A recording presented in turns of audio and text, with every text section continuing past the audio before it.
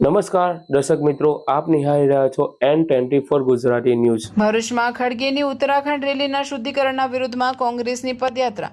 અખિલ ભારતીય કોંગ્રેસ સમિતિના પ્રમુખ મલ્લિકાર્જુન ખડગે દ્વારા ઉત્તરાખંડ ખાતે યોજાયેલી કોંગ્રેસની વિજય શંખનાદ રેલી બાદ કેટલાક સંગઠનો દ્વારા સભા સ્થળે કરવામાં આવેલી કથિત શુદ્ધિકરણ વિધિના વિરોધમાં ભરૂચ જિલ્લા કોંગ્રેસ સમિતિ દ્વારા વિરોધ પ્રદર્શન અને પદયાત્રાનું આયોજન કરવામાં આવ્યું હતું।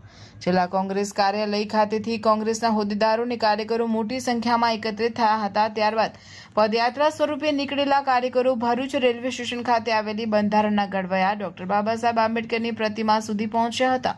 અહીં કોંગ્રેસના કાર્યકરોએ સૂત્રોચ્ચાર કરી વિરોધ નોંધાવ્યો હતો। દરમિયાન પોલીસે સ્થળ પર પહોંચી કોંગ્રેસના કેટલાક નેતાઓ અને કાર્યકરોની અટકાયત કરી હતી। પોલીસની કાર્યવાહી સામે કોંગ્રેસના આગેવાનોમાં રોષ જોવા મળ્યો હતો। ભરૂચ જિલ્લા કોંગ્રેસ પ્રમુખે પોલીસ કાર્યવાહી અંગે આક્ષેપ કરતા જણાવ્યું હતું કે પોલીસ તંત્ર ભાજપના ઇશારે અને દબાણ હેઠળ કામ કરી રહ્યું છે। વિરોધ પક્ષના લોકશાહી અને બંધારણીય અધિકારોને દબાવવાના પ્રયાસ રૂપે કોંગ્રેસના કાર્યકરોની અટકાયત કરવામાં આવી છે। કોંગ્રેસ દ્વારા સમગ્ર ઘટનાને લોકશાહી અને બંધારણીય મૂલ્યો સાથે જોડીને વિરોધ નોંધાવવામાં આવ્યો હતો।